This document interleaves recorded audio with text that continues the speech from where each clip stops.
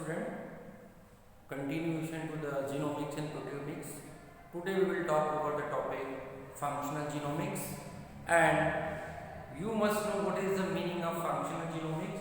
So these functional genomics, as the name suggests, function.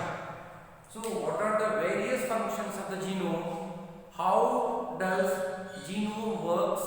It means the total number of genes present in a individual or total number of genes present in the chromosome have functional approach. So in the functional genomics we will study about the functioning pattern of gene, or how a DNA molecules are able to synthesize protein, or what are the expression of the gene and its products. So before going to that, we would like to the first topic, that is the fluorescent in situ hybridization technique that we call the FISH. So FISH is a technique. What is it? Is a technique, as the name suggests, fluorescent in situ hybridization. So before coming to that, FISH is also work as a marker. It is utilized as a marker. What is a marker? Marker is a DNA sequence. A marker is a DNA sequence, and a marker on a chromosome or extended on DNA molecule. And when it is directly visualized in optical mapping, the marker also work as a restriction site. And you know what the restriction site? Restriction site is a place where the DNA polymerase or nucleases can make a cut. So we are using FISH as a marker DNA. So marker is what? Marker is a restriction site and is visualized as a gap in a extended DNA fiber. Suppose this is a DNA molecule, and whenever there is a location of marker DNA in this location, it is visualized as a gap. It is visualized as a gap on a DNA fiber in a FISH. So marker is a DNA sequence and is visualized by hybridization with fluorescent probe. Why we are taking the fluorescent probe, and what is the meaning of probe? Probe is a known DNA sequence. It is a short nucleotide sequence which is radioactive labeled, and whenever this fluorescent probe, or normally the DNA molecule which is fluorescent, is added somewhere in the DNA strand, it is visualized on optical. Whenever the light is passed, or when it is visualized in the optic, it is visualized clearly. So when it is visualized, you can see that wherever the FISH or wherever the DNA probe present on the genome, it can be indicated or it can be visualized. So how we are just doing on the FISH? Let us see that.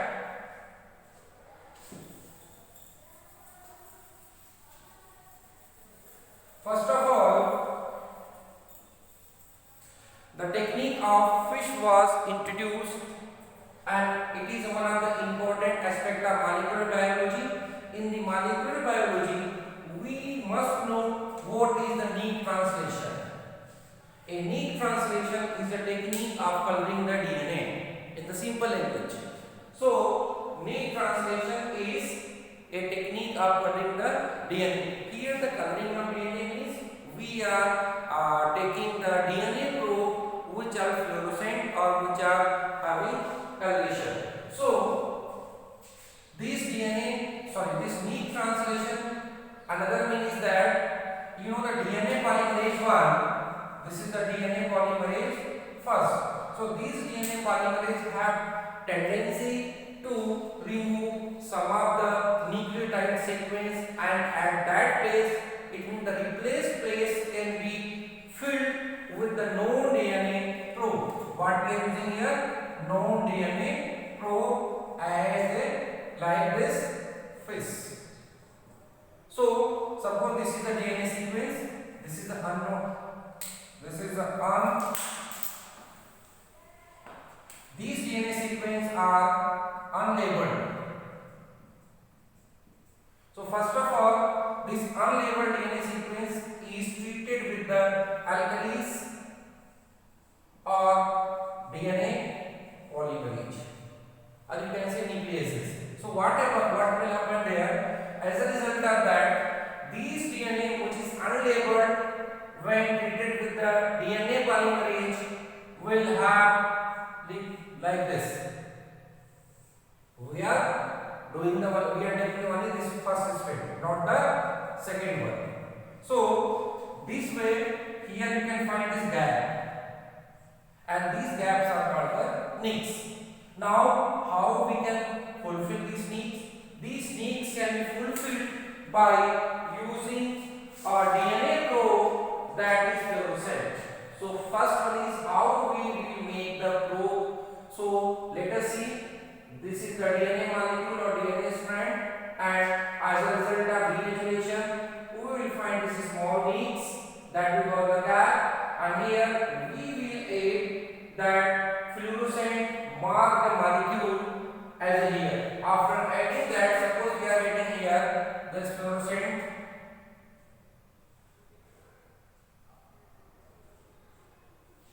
Now this is completed one, and as a result of that, what will happen? We will again take this DNA strand, and suppose there is a cell from where we want to take this is the cell and this is the chromosome. So from here we will take the DNA strand again, take it out the DNA strand. Actually there is a folding, so with the help of the helicase enzyme we will open the DNA strand, and one of the complementary DNA strand will take it from here. Now this is the complementary DNA strand.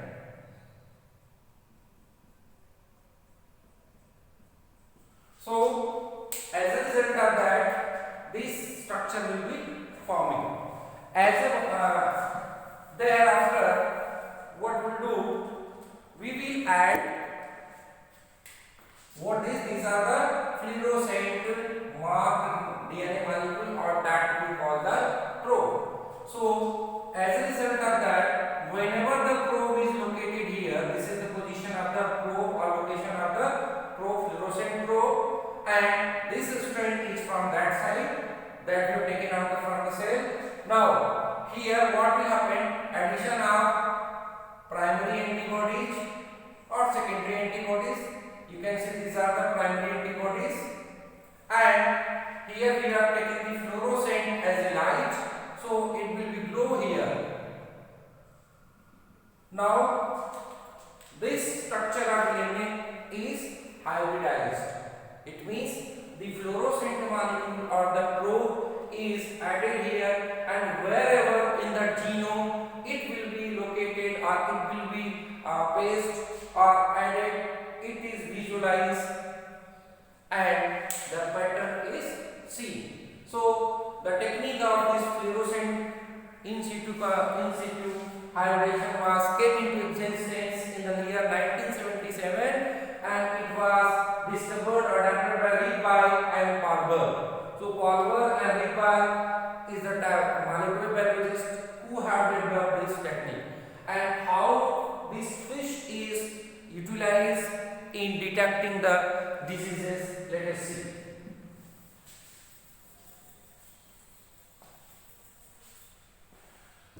This technique is used to denote or to diagnose CML. CML is stand for a blood cancer that is called the leukemia, and it is called as chronic myelogenic leukemia. C stands for chronic, M for myelogenic, L for leukemia.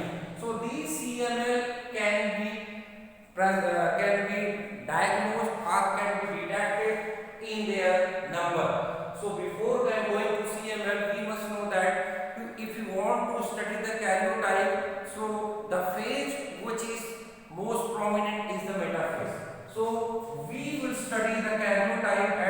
metaphase first, because here the chromosomes are visible very best in other phases of the cell division. So this CML is a result of reciprocal translocation. There is a translocation. Translocation means shifting of one part of the chromosome or fragment of chromosome to the another one. So there are 9 to 22, 9 and 22 chromosome in human genome. 9 number and the 22 chromosome number. So here the reciprocal translocation take place. As a result of reciprocal translocation, what will happen? The disease CML is developed, and it is also known as Philadelphia chromosome or Philadelphia disorder. This Philadelphia is a place. It is a place, and that disease was first of all noted in that country or in that city.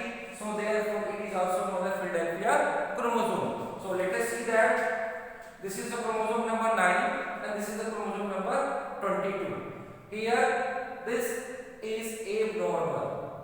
ABL stands for abnormal chromosome, and BCR stands for beta cell. You know the B lymphocyte is there, T lymphocyte is there. So here B lymphocyte cell receptor. Now how the translocation takes place? You can see that here is a one of the segment, that dotted one, and this is the not shaded, unshaded chromosome. For our proper understanding, we have shaded the chromosome so that we can recognize that. So what happened is unshaded chromosome is taking the one part or the few part of the BCR, that is the beta cell receptor or B cell receptor. So as a result of that, what happened here? That causes dull 9 chromosome. This is the 9 number chromosome. This is the 9 chromosome and it is 22 chromosome number. What is the reciprocal translocation? Reciprocal translocation, meaning it means the shifting of the fragment of the gene or the segment of the chromosome or another arm. So it causes dull 9, that is deletion or derivative chromosome, that is from here. These parts, or you can say that this is the part which is shifted here. So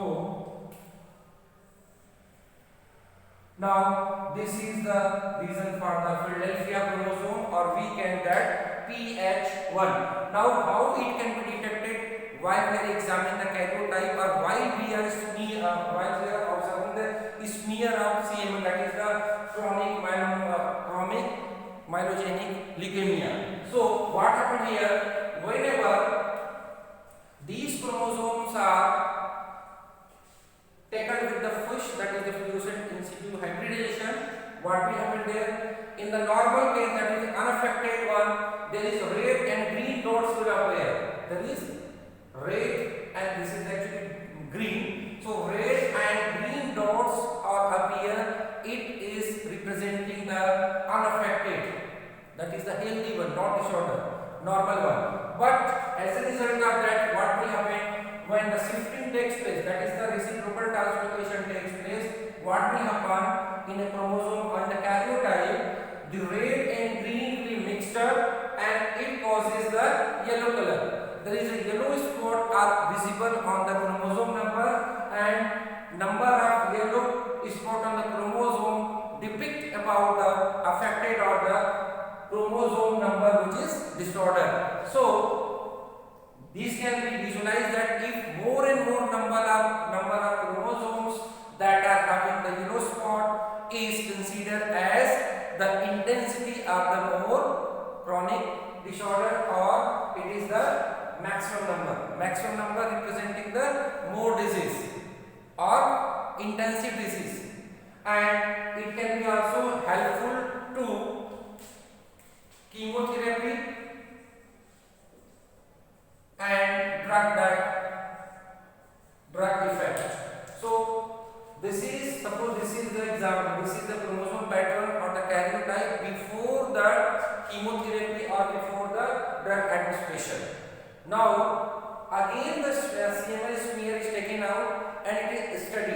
Now it is cross-checked that whether the chemotherapy is helpful or that particular drug is helpful to diminish the effect of the these chromosomal bending or the chromosomal pattern or the yellow spots. So you can say that FISH is the one of the brilliant technique to diagnose different kind of diseases which is genetic disorder. Thanks for watching.